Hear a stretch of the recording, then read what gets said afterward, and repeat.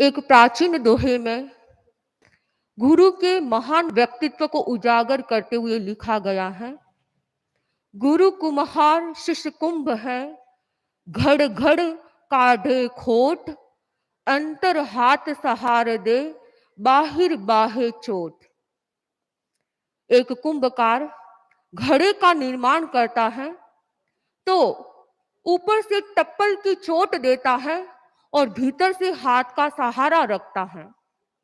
टप्पल की चोट उस घड़े को बढ़ाती है और हाथ का आलंबन उस मिट्टी को टूटने बिखरने नहीं देता। इस प्रकार एक कुंभकार कुशल निर्माण कला के कारण मिट्टी के लौंदे को एक सुगढ़ सुडौल घड़े का रूप देता है। फिर उस घड़े को सुखाया जाता है। सूखने के बाद कुम्हार उसकी अग्नि परीक्षा करता है, उसे आवे में तपाया जाता है और जब जो गड़ा उस अग्नि परीक्षा में उत्तीर्ण हो जाता है वह एक परिपूर्ण घड़े का रूप ले लेता है, कलश का रूप ले लेता है और वह लोगों के द्वारा आदर को प्राप्त करता है। महिलाएं उसे अपने सिर पर धारण करती हैं। लौकिक मंगल के रूप में उसका उपयोग किया जाता है। घड़े की गरिमा, उसे इतना आदर प्राप्त होना और मंगल रूप में उसको इतना उपयोग में लिया जाना, ये सब किसके कारण है? क्या मिट्टी के कारण है? मिट्टी तो पहले भी थी और बाद में भी रहेगी, परंतु इसकी महिमा का कारण है कुंभकार। यदि कुंभकार नहीं होता तो इस प्रकार का कलश का निर्माण नहीं होता। यह सब महिमा उस कलाकार कुंभकार की है जिसके कुशल हाथों ने उसे साझा और संवारा है। तेरापंथ धर्म संघ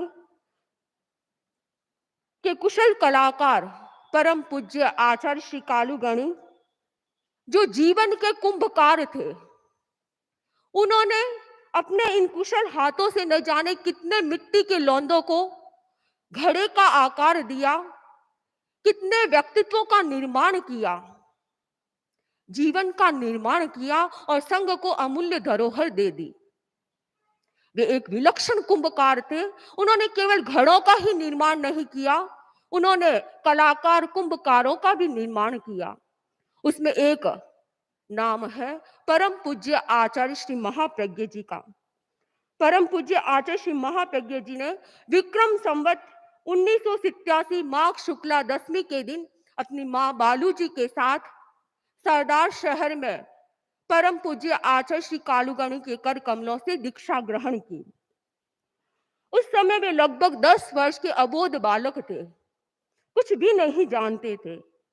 बाल मुनि नथमल ग्रामीण परिवेश में पले पुसे थे। उनका स्वभाव सहज सरल भद्र था और उन पर कालूगणी की इसी कारण अपार कृपा वात्सल्य भाव था। कालूगणी बाल मुनि नथमल जी को अनेक नामों से पुकारते थे। बंगू, शंभू, हाबू, नत्थु, वलकलचिरी आदि अनेक नामों से पुकारते थे। बालक के व्यक्तित्व निर्माण में वात्सल्य और अनुशासन का बड़ा महत्वपूर्ण स्थान होता है। परम पूज्य कालूगणी ने अनेक बाल मुनियों का निर्माण किया, वात्सल्य और अनुशासन प्रदान करके। बाल मुनि नथमल जी की चाल व्यवस्थित नहीं थी। वे जब चलते तो इधर उधर पैर पड़ जाते थे। जब कालूगणी दोपहर के समय अकेले विराजे हुए होते, कोई आसपास नहीं होता, तब बाल मुनि नथमल जी से कहते, नत्थु तुम मेरे सामने चलकर दिखाओ। और जब वे चलते तो सही तरीके से नहीं चलते तो कालूगणी स्वयं उन्हें चलना सिखाते, पैर को सही ढंग से रखना सिखाते। इस प्रकार एक नहीं अनेक बार उन्हें ऐसा प्रशिक्षण मिला। वह चलने का जो प्रशिक्षण दिया गया, यह प्रसंग यह दर्शाता है कि कालूगणी द्वारा दिया गया गति का यह प्रशिक्षण वास्तव में उन्हें जीवन में गति प्रदान करने वाला, जीवन में सही सम्यक दिशा में गति प्रदान करने वाला प्रयत्न था। परम पूज्य कालू गणी ने न केवल उन्हें चलना सिखाया, पछेड़ी को कैसे पहनना, पछेड़ी के कैसे गांठ लगाना, पछेड़ी की गांठ कैसे खोलना आदि अनेक बातों का प्रशिक्षण दिया। वह शिष्य अत्यंत भाग्यशाली होता है जिसके निर्माण की लिपि गुरु स्वयं लिखते हैं। परम पूज्य आचार्य श्री महाप्रज्ञ जी लिखते हैं कि कालू गणी को मैं बहुत प्रिय था। वे मुझ पर अनुशासन तो कम करते थे, करुणा की बरसात से आप्लावित ज्यादा करते थे, बहुत अधिक करुणा करते थे।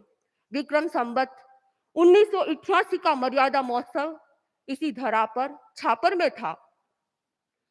उससे पूर्व परम पूज्य कालू गणी लाडनू विराजे। एक बार बाल मुनि नथमल जी होम्योपैथी दवाई लेने के लिए सूरजमल जी बेंगानी के घर गए। पीछे परम पूज्य कालू गणी प्रवास स्थल पर पधारे तो उन्होंने इधर उधर देखा और संतों से पूछा कि नत्थू कहाँ है। तब संतों ने कहा वे तो मुनि तुलसी के लिए होम्योपैथी दवाई लेने के लिए सूरजमल जी बेंगानी के घर गए हैं। तब कालू गणी ने फरमाया कि वह कंबल ओढ़कर गया या नहीं। संतों ने उनके सामान में टंटोला देखा तो पता चला कि कंबल यहीं पर पड़ा है। उन्होंने कालू गणी को सूचना दी कि कंबल यहीं पर पड़ा है। आचार्य प्रवर ने फरमाया कि इतनी ठंड है वह ठिठुर जाएगा, यह कंबल उसके सामने ले जाओ जहां पर वह गया है। दो संत कंबल लेकर उनके सामने गए। जैसे ही उन्हें इस बात की जानकारी मिली कि परम पूज्य आचार्य प्रवर ने भिजाया है संतों को, आचार्य प्रवर की इस प्रकार करुणा को प्राप्त करके उनका हृदय श्रद्धा से अभिभूत हो गया। जहां गुरु शिष्य की इतनी हित चिंता करते हैं वहां आस्था की डोर मजबूत बनती है और विकास की दिशाएं खुलती रहती हैं। गुरु निर्माता होते हैं। वे वात्सल्य, प्रेम, करुणा के साथ साथ जीवन निर्माण के लिए बोध पाठ भी देते रहते हैं। एक बार की बात, परम पूज्य कालू गणी के पास दो कंबल आए। बाल मुनि नथमल जी और बाल मुनि बुद्धमल जी स्वामी, दोनों को ही कंबल चाहिए था। वे दोनों वहां पहुंचे। एक कंबल बड़ा साफ सुथरा था और एक कंबल में कुछ धब्बे थे। अब जैसे ही पता चला बाल मुनियों को कि एक साफ सुथरा और एक धब्बे वाला है तो दोनों ही साफ सुथरे कंबल को लेने के लिए आग्रह करने लगे। बंधुओं, यदि घर के मुखिया के सामने ऐसी परिस्थिति आ जाए, दो बच्चे आपके सामने हो और आपको यदि निर्णय करना हो कि किसको क्या दे, तो आप क्या करेंगे? आप शायद अपने प्रिय बच्चे को साफ सुथरा कंबल दे सकते हैं, परंतु परम पूज्य कालू गणी ने ऐसा नहीं किया। उन्होंने मनोवैज्ञानिक ढंग से कार्य किया। दोनों कंबलों को अपनी पछेड़ी में छिपा दिया और दोनों कंबलों के छोर को निकाल दिया, एक एक किनारा बाहर निकाल दिया और बाल मुनियों से कहा कि दोनों एक एक छोर को पकड़ लो, एक एक किनारे को, कॉर्नर को पकड़ लो। दोनों संतों ने एक एक कॉर्नर पकड़ लिया और पछेड़ी से दोनों कंबल बाहर निकाले। जो साफ सुथरा कंबल था वह मुनि श्री बुद्धमल जी स्वामी के हाथ में आ गया और जो धब्बे वाला था वह बाल मुनि नथमल जी के पास आ गया। परंतु बाल मुनि नथमल जी उस कंबल को प्राप्त कर अप्रसन्न नहीं हुए, क्योंकि परम पूज्य कालू गणी अपने प्रिय शिष्य को यह बोध पाठ देना चाहते थे कि समता का मूल्य प्रियता से अधिक होता है। वास्तव में जिस व्यक्ति के जीवन में समता आ जाती है उसके लिए प्रिय अप्रिय की बात नहीं रहती है। एक शासक को निर्णय करना हो या कोई न्याय करना होता है तो इसके लिए जरूरी है पूर्णतया निष्पक्षता होनी जरूरी है। परम पूज्य कालू गणी हर व्यक्ति के साथ निष्पक्ष भाव से कार्य करते थे और एक नेता की यही पहचान होती है। जीवन में माता पिता का बड़ा महत्व है, उनके आशीर्वाद का बड़ा महत्व है। माता पिता के बाद यदि कहे तो गुरु के आशीर्वाद का महत्वपूर्ण स्थान होता है। आचार्य श्री महाप्रज्ञ जी ने लिखा है कि मैं तो पिछड़े हुए गांव का पिछड़ा हुआ बच्चा था, परंतु कालू गणी की मुझे शरण मिली, उनका वरद हस्त मेरे सिर पर पड़ा और मेरा भाग्य संवर गया। कालूगणी समय समय पर प्रेरणा और प्रोत्साहन दिया करते थे और प्रेरणा और प्रोत्साहन ने ही मुनि नटमल जी के भीतर में एक संकल्प जगा दिया कि मुझे किसी से पीछे नहीं रहना है, मुझे आगे बढ़ना है, सबसे आगे जाऊंगा। ये संकल्प उनके भीतर जगा दिया। एक बार का प्रसंग, परम पूज्य कालूगणी ने बाल मुनियों को हैंडराइटिंग दिखाने के लिए कहा, हस्तलिपि उनकी दिखाने के लिए कहा। तो बाल मुनि अपनी हस्तलिपि लेकर आए और कालूगणी को प्रस्तुत की। पास में ही मगन लाल जी स्वामी भी खड़े थे। उन्होंने बाल संतों की हस्तलिपि देखते गए और सबकी सराहना करते गए। जब बाल मुनि नटमल जी का अवसर आया, जब वे दिखाने लगे, तो मगन लाल जी स्वामी ने कहा कि नत्थु के तो अक्सर डागले में सुखाने जैसे हैं, डागले पर सुखाने जैसे हैं, यानी गोबर के उपले जैसे हैं। ये बात जैसे ही कही, परम पूज्य कालूगणी ने फरमाया, इसमें कोई चिंता की बात नहीं है, इसके भी अक्सर ठीक हो जाएंगे। और गुरु के द्वारा आत्मविश्वास दिया गया और बाल मुनि ने संकल्प किया कि मुझे अपनी राइटिंग को अच्छा बनाना है, सुंदर बनाना है, और वे उसमें लग गए। और एक दिन परम पूज्य कालूगणी ने जब उनकी हस्तलिपि को देखा तो फरमाया कि कालू, अब नत्थु के अक्षर भी ठीक हो गए हैं, अब तुम कुछ प्रतियां भी लिख सकते हो। इस प्रकार बाल मुनि के भीतर आत्मविश्वास जगा दिया। परम पूज्य कालूगणी ने नटमल जी की, बाल मुनि नटमल जी की हस्तलिपि को ही परिष्कृत नहीं किया, अपितु उनके विकास की दिशाओं को परिष्कृत कर दिया, उनके जीवन को परिष्कृत कर दिया। कालूगणी ने पीछे न रहने का जो संकल्प उनके भीतर भर दिया था, उसी के कारण, उसी की फलश्रुति है कि वे नत्थु से महाप्रज्ञ की उच्च भूमिका तक पहुंच गए। कालूगणी की एक विरल विशेषता थी कि वे जल्दी से किसी की कमजोरी को सीधा उस पर प्रहार नहीं करते थे। वे एक तरीके से उचित समय देखकर मनोवैज्ञानिक ढंग से सामने वाले व्यक्ति को परिष्कृत करते थे, उनकी चेतना को जागृत करते कि किस प्रकार परिष्कार किया जा सकता है। बाल्यावस्था में मुनि नटमल जी की भी जो आदतें थी, कुछ आदतें वे अच्छी नहीं थी, जो उनके विकास में बाधक बन रही थी। जब कालूगणी को इन बातों का पता चला कि बिना कारण हंसने का काम पड़ता है, बातों में रस लेते हैं और पढ़ाई में रुचि नहीं है, तो परम पूज्य कालूगणी समय समय पर उन्हें प्रेरणा देते, शिक्षा फरमाते। एक बार परम पूज्य कालूगणी ने बाल संतों से, दो नटमल जी स्वामी और बुद्धमल जी स्वामी पास में बैठे थे, उन्हें प्रेरणा देते हुए, शिक्षा देते हुए एक श्लोक फरमाया, श्लोक सिखाया। बाल सखित्वम कारण हास्यम स्त्रीषु विवादम सज्जन सेवा गर्दभ यानम संस्कृत वाणी षट्सु नरो लघुता मुपयाति। अर्थात इन 6 कारणों से, इन 6 बातों से व्यक्ति है लघुता को प्राप्त होता है, छोटा बन जाता है। उसमें एक कारण बताया कि अनावश्यक जो व्यक्ति हंसता है, अकारण हंसता है, वह व्यक्ति भी छोटा बन जाता है, कभी बड़ा नहीं बनता है। बाल मुनियों को जो ये शिक्षा दी गई, एक चमत्कारिक मंत्र का काम कर गई। बाल मुनियों के भीतर ये प्रेरणा जग गई कि हमें अब छोटी छोटी बातों में हंसना नहीं है, और उनकी हंसने की आदत छूट गई। ऐसे ही समय समय पर और प्रेरणा देते। उसी तरह बचपन में उनकी आदत थी बातें करने की, बातों में बहुत रस लेते थे, इंटरेस्ट आता था, सहपाठी साथ में मिल जाते और बातें करने लग जाते। परम पूज्य कालूगणी ने एक दिन फरमाया, बातें रीत की बिगड़े। जो बातों नहीं होता है, जो बातें करता रहता है, उसकी बिगड़ती है, और जो व्यक्ति पढ़ाई में रस लेता है, वह व्यक्ति आगे बढ़ जाता है। बातों में रस नहीं लेना चाहिए, यह उनको प्रेरणा दी गई और वह प्रेरणा उनके लग गई, और फिर बाद में पढ़ाई में अधिक रस लेने लग गए, पढ़ाई अच्छी तरह से करने लगे और उनका विकास का द्वार खुल गया। गुरु की गुरुता अलौकिक होती है, वह शिष्यों को कहां से कहां तक पहुंचा देती है। नत्थु से महाप्रज्ञ बनने के जो गुरु उन्होंने सिखाए, उससे ही बाल मुनि नटमल का जीवन संवर गया। परम पूज्य कालूगणी एक कुशल कुंभकार थे। वे स्नेह के साथ साथ समय समय पर अनुशासन भी किया करते थे, कड़ाई भी किया करते थे, क्योंकि बालक के व्यक्तित्व निर्माण में अनुशासन का भी बड़ा महत्व होता है।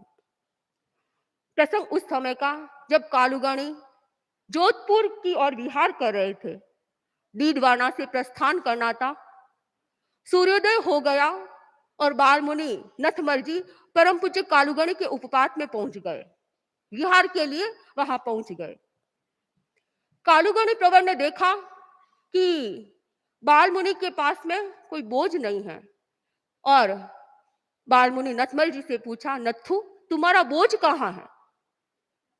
नथमल जी स्वामी ने कहा कि मेरा बोझ संतों ने रखा है। मैं कुछ अस्वस्थ हूं, इसलिए आज मुझे संतों ने बोझ नहीं दिया है। ये क्या, तुम इतने अस्वस्थ हो कि तुम अपना बोझ नहीं उठा सकते?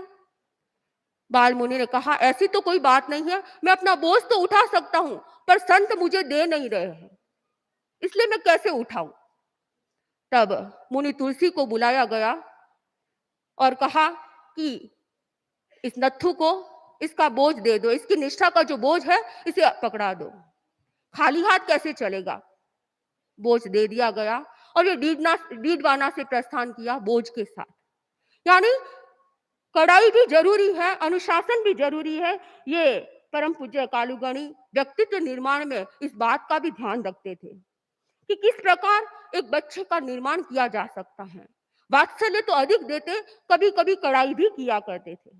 इस प्रकार परम पूज्य कालूगणी का बालमुनि नथमल को बहुत स्वल्पकालीन सानिध्य प्राप्त हुआ, लेकिन उस स्वल्पकालीन सानिध्य में जो उन्होंने सीखा, जो कालूगणी ने उनको दिया, वह एक विरल ही चीज है और वे स्वयं कहते हैं कि वो मेरे जीवन के लिए अमूल्य धरोहर बन गई।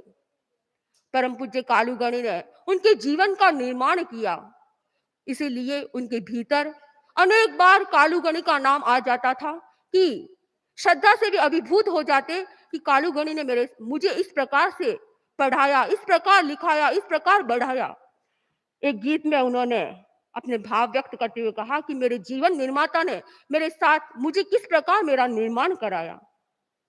कालू कालू रे, कालू कालू रे, कालू परम कृपालू, कालू कालू रे, कालू परम दयालु, कालू कालू रे।